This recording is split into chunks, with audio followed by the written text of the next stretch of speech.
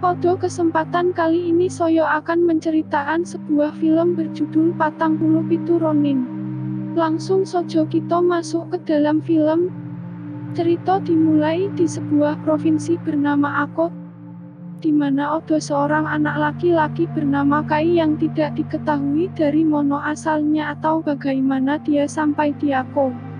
Banyak yang percaya bahwa dia dibesarkan oleh iblis hutan yang mengajarinya ilmu hitam dan seni membunuh yang sangat mematikan. Suatu hari ditemukan oleh pasukan samurai Akot dan akan dibunuh oleh seorang pria bernama Oishi. Tetapi penguasa provinsi Akot bernama Asano melarangnya. Ternyata sebelumnya Kai mencoba melarikan diri dari hutan iblis dan untungnya dia diselamatkan oleh Asano. Ini pertama kalinya dia bertemu dengan putri Asano, yang bernama Mika. Hubungan kedua sejoli itu semakin memanas saat wanita itu memberikan ciuman pertamanya. Cerita berlanjut saat Kai semakin tua. Suatu hari dia berburu monster bersama pasukan samurai Akot. Di sini berburu yang cukup alot sampai di suatu momen ada seorang samurai bernama Yasuno terpojok oleh monster ini, tapi untungnya Kai datang untuk memberikan pertolongan dan mengalahkan monster tersebut. Daripada mengucap syukur, Yasuno malah melontarkan kalimat buruk kepada Kai. Sepertinya stigma negatif tersebut masih melekat untuk diri Kai. Lebih parah lagi, Yasuno lah yang mendapat ujian atas pembunuhan monster itu. Tapi di sini Oishi menyadari bahwa yang membunuh monster itu adalah Kai. Setelah berburu, Kai menemukan seekor rubah putih yang tiba-tiba muncul dan dia juga merasakan sesuatu yang aneh. Kembali kepada Asano yang sudah kembali ke istana perburuan pun terlaksana dengan selamat. Karena provinsi Akot akan mengadakan turnamen yang akan dihadiri oleh beberapa tamu penting agar para tamu bisa datang dengan selamat dan turnamen bisa berjalan mulus. Turnamen dipindah ke provinsi rival Akot, Nagato, yang dipimpin oleh seorang penguasa bernama Kiro. Di sini juga ditampilkan rubah putih yang ternyata adalah seorang penyihir bernama Mizuki. Sepertinya mereka memiliki rencana jahat terhadap Asano dan provinsi Akot. Sementara di sisi Kai, dia didekati oleh Mika yang mengkhawatirkannya. Setelah percakapan yang cukup singkat, pertemuan tersebut harus berakhir tidak menyenangkan, di mana sebenarnya kedua sejoli ini saling mencintai, tetapi Kai merasa bahwa hubungan itu tidak akan bisa berlanjut. Pada suatu malam tiba penguasa semua provinsi di Jepang yang disebut Shogun. Kalau di kita dia seperti presiden. Ketika upacara penyambutan itu berlangsung, Kai melihat seorang wanita yang memiliki moto yang sama dengan rubah putih di hutan sebelumnya.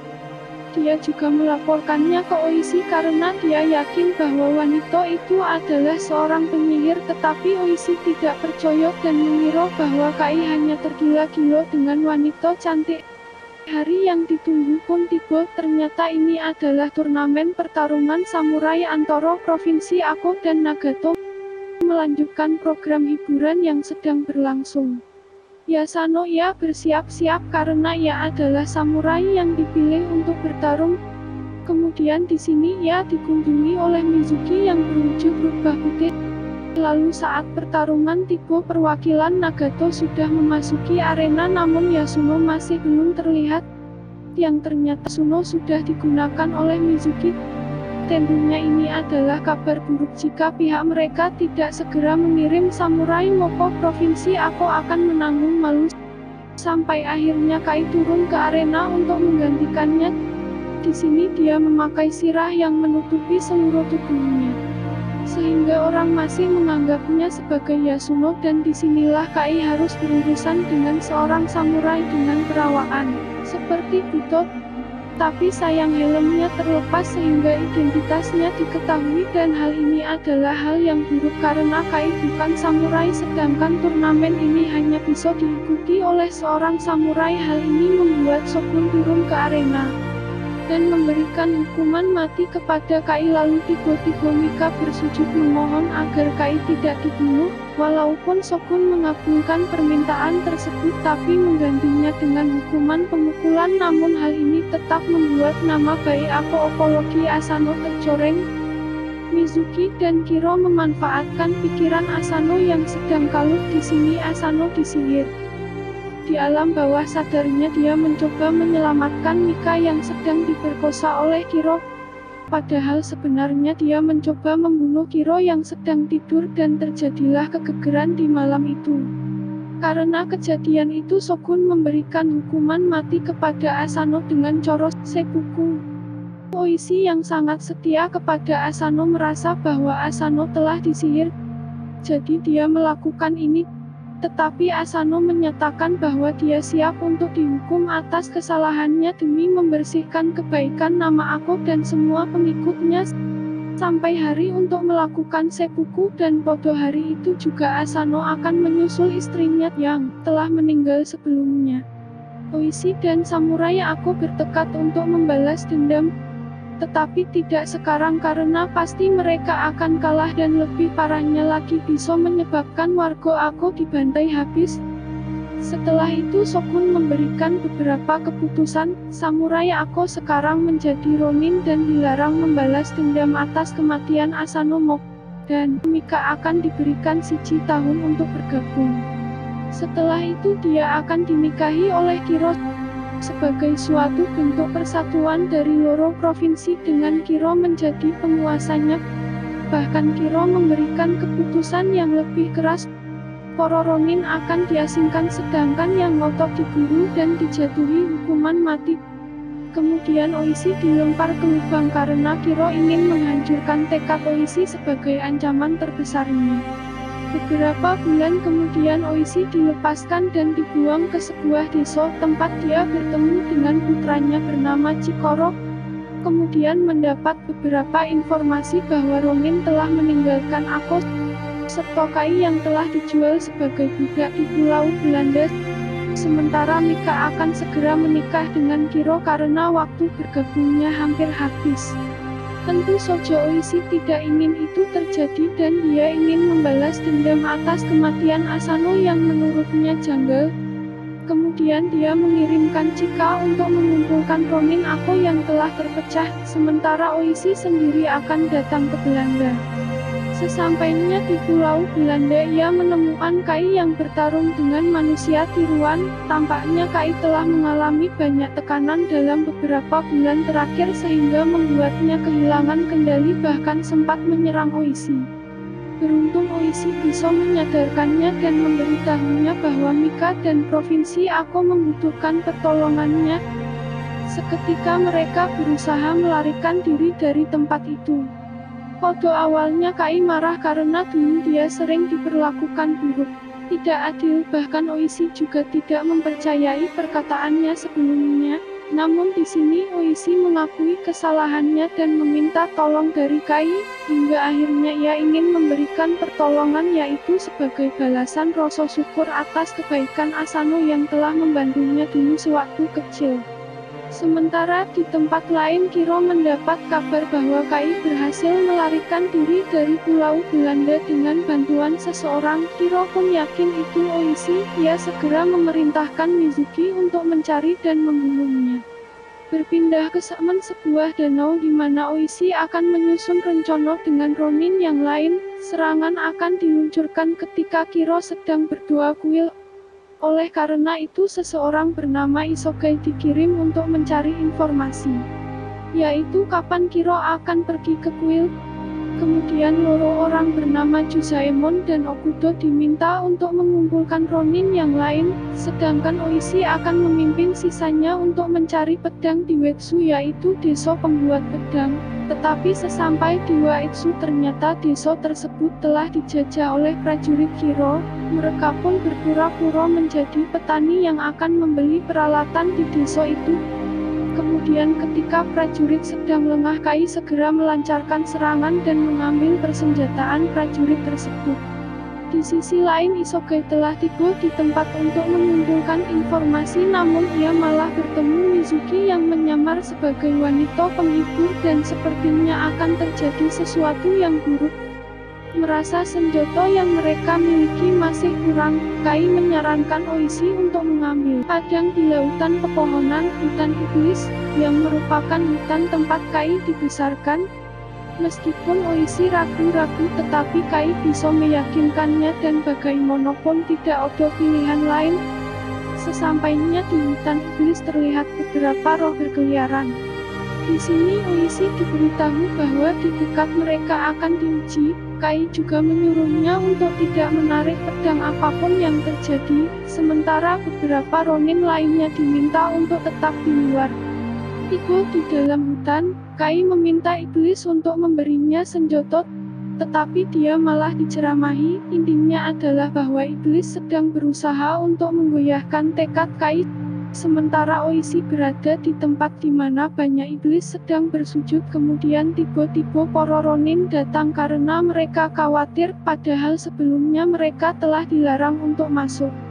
Para iblis pun mulai menunjukkan reaksi aneh dan Yasuno segera menarik padang untuk berjogo-jogo jika iblis menyerang. Dan kemudian secara membabi buta beberapa ronin dibantai dan Oishi terus mendapatkan bisikan untuk menarik pedangnya, tetapi dia tetap berpegang teguh pada pesan Kai. Sedangkan di sisi Kai, dia ditantang untuk mengambil pedang di depannya jika ingin permintaannya dikabulkan. Kai pun bisa mengambil pedang itu terlebih dahulu dan langsung menaruhnya di leher iblis.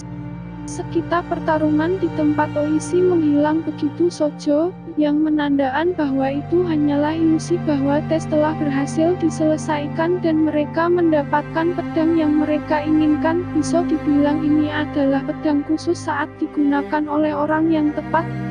Setelah kembali dari hutan iblis, Oishi mendapatkan informasi dari Isogai bahwa Kiro akan pergi ke kuil malam ini. Oishi pun segera mengarahkan ronin untuk menyerang kecuali Chikoro diminta untuk menetap dengan seseorang yang bernama Horibe. Setelah tiba, para ronin menyelinap untuk menyerang Kiro, tetapi tiba-tiba Isogai muntah diikuti oleh serangan sihir api oleh Mizuki yang menyamar sebagai Kiro. Di sini malah para ronin yang diserang habis-habisan. Jadi pada intinya Mizuki telah menyulap Isogai di pertemuan sebelumnya dengan tujuan jebakan malam ini. Setelah tempat itu dibakar, Mizuki menemukan pedang Oishi tergeletak di sono dan kemudian dia memberikannya kepada Kiro sebagai bukti bahwa dia telah memenuhi tugasnya untuk melenyapkan ronin, terutama Oishi. Tetapi tentu saja Oishi belum mati. Dia berhasil melarikan diri dengan ronin yang lain. Tetapi ini tetap berita buruk karena banyak yang terluka dan beberapa bahkan meninggal. Ketika Oishi merasa putus asa, Kai datang untuk menghidupkan kembali tekadnya. Intinya mereka masih punya kekuatan untuk balas dendam, ditambah lagi Kiro mengira mereka mati akibat jebakan. Dan itu adalah keuntungan. Sampai sesuatu ketika Kai melihat rombongan dari kejauhan, ternyata mereka adalah rombongan yang dulu pernah mengisi acara di Ako dan sekarang akan mengisi acara di pesta pernikahan Kiro. Disinilah Oishi merencanakan sesuatu yang berhubungan untuk menyerang Kiro. Tetapi sebelum itu para ronin berkumpul untuk menandatangani sebuah kertas menggunakan darah mereka adalah bukti bahwa mereka siap menerima semua konsekuensi dalam perangan termasuk kematian. Dan terhitung ada 47 ronin yang berpartisipasi. Oishi dan beberapa orang menyamar sebagai pemain acara agar bisa masuk ke Nagato. Kemudian mereka mulai tampil, sementara yang lain memasuki Nagato dengan memanjat tebing jurang. Dan dimulailah penyerangan oleh para ronin secara diam-diam. Namun sangat disayangkan Oishi yang berkesempatan membunuh Kiro, malah ditembak oleh seorang pengawal yang menyadari aksinya. Setelah itu Kiro dan Mika dilindungi oleh para prajurit ke tempat aman. Sementara di samping itu terjadi pertempuran hebat antara 47 ronin melawan sekitar 1000 pasukan Nagato. Shibuto bisa dikalahkan dengan ledakan bom.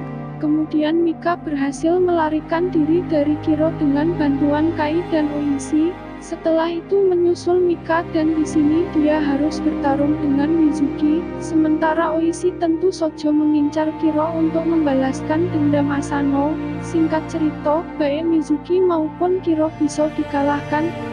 Perperangan pun dimenangkan oleh Ronin Ako. Tapi ini belum berakhir, mereka harus siap menerima hukuman dari Shogun karena sebelumnya para Ronin dilarang keras untuk membalas dendam atas kematian Asano. Disinilah Oishi memohon kepada para Ronin untuk mati dengan terhormat sebagai seorang samurai meskipun mereka telah melanggar keputusan yang dibuat oleh Shogun. Namun Shogun merasa bahwa Ronin telah melakukan tradisi Bushido, sehingga permintaan tersebut dikabulkan.